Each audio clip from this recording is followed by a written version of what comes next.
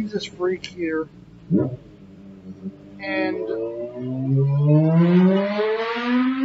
I just recently saw a post on Facebook from my favorite group where someone was talking about opening the canon and, Elaine Pagels and the Gnostic Gospels and stuff. And I just wanted to facepalm. It's kind of funny that the word Methodist used to refer to old-fashioned, hardcore evangelicals. And these people are calling themselves Methodists while they're the absolute opposite. I've mentioned the phrase, keep an open mind, but don't let your brain fall out. When these people are saying, the canon should still be open, whatever, they sound like Mormons.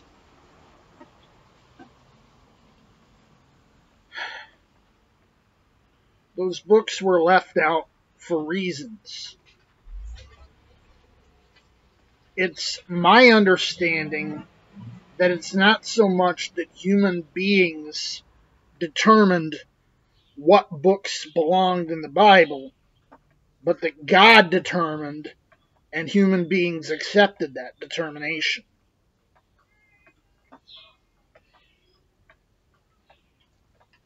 The New Testament was finished right at the end of the first century of our era.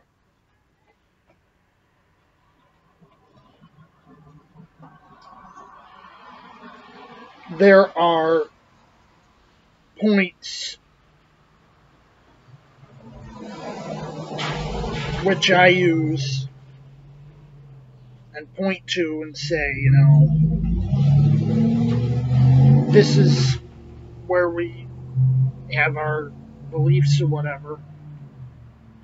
I like to point to the structure of Isaiah as mirroring the Bible as a whole. Obviously, that's only going to work with your, 66-book Bible.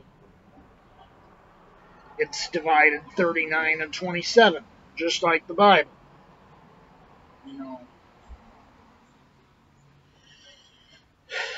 But it kind of galls me. I mean, I know it's really not my call to say anything, but I stand for truth. And as far as I'm concerned, that 66-book canon is truth.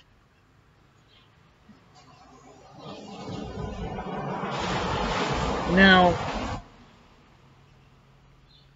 you look at the Gnostic Gospels, and Gnosticism, you kind of see shadows of it in John. It's not evolved to the point you see it in full-blown Christian Gnosticism. The one we call God the Father is seen as an evil creator God trapping spirits in earthly bodies and denying them the knowledge of reality.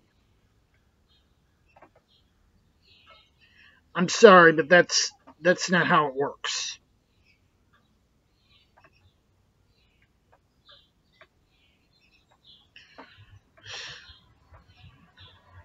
And in some varieties, you wind up with a sort of polytheistic regime that just happens to build upon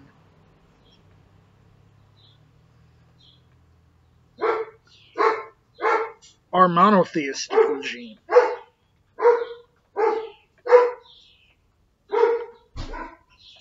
It doesn't work. You'd have to reject the statement in Exodus 20 or Deuteronomy 6 And, the one in Deuteronomy 6, Jesus echoed it all the time in the Gospels, the Lord is our God, the Lord alone.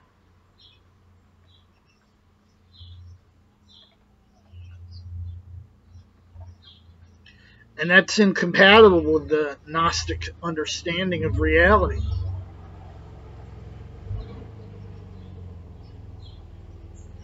I think these people just say, oh, it's Christian, it's about Jesus, and it's different from what our patriarchal society has pushed on us. Therefore, it must be true.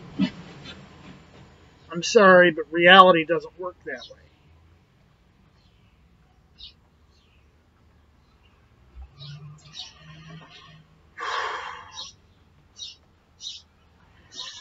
And I've said this before. I think this is a vocal minority. That the majority of the so-called Methodists sit around the middle, and a fair number are on the right and agree with pretty much your Reformed Baptists, Presbyterians, and everyone else. And it's just a few people on the left who are about to throw everything out. As I said, they're so hung up on these modern political conceits. They'll throw out the baby with the bathwater in the name of feminism or whatever have you. They'll also throw out the tub, the toilet, and the bathroom sink. Again, I'm sorry, reality doesn't work that way. What's that saying? Reality doesn't care about your feelings?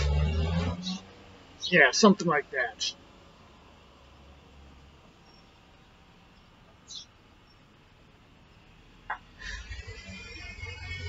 I'm sorry if reality hurts your feelings, because you can't accept reality for what it is.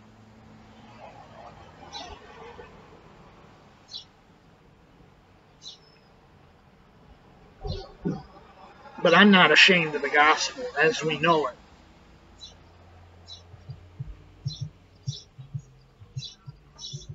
Four square type of gospel.